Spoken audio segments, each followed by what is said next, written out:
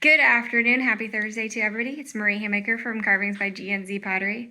I'm here today waxing my pottery. So I have my little jar wax I thought I'd show you. This is a water-soluble wax. It doesn't dry out. So I kind of just pour it in this little cup and leave it all day.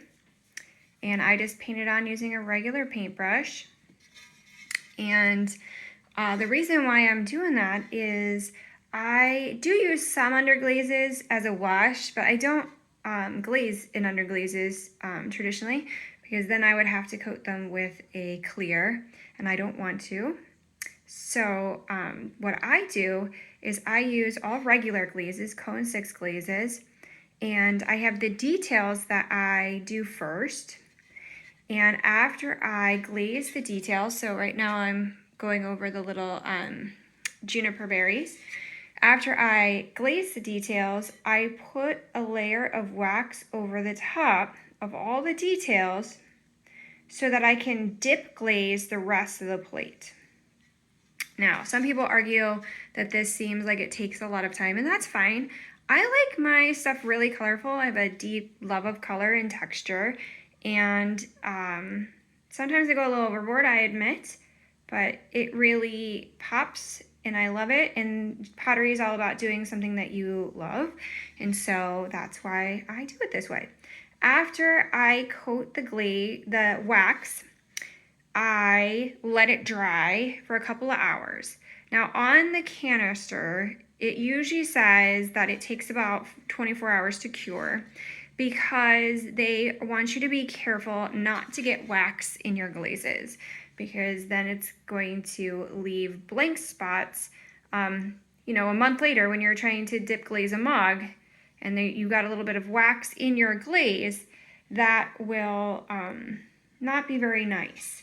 So it does have that little warning on it. I find, however, that it usually dries completely in a few hours, that the 24 hours is really like an extreme example.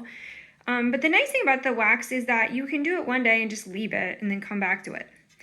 Now this wax, I did add a little water to. So if you buy the water-soluble wax in the big containers, they're very expensive, $20 for a container, but I guarantee you can water them down. So you can put some water in there and you can actually get more use out of it than the bottle size. It's very thick. You don't need it that thick. You can also, and this is a great tip, add some food coloring to it.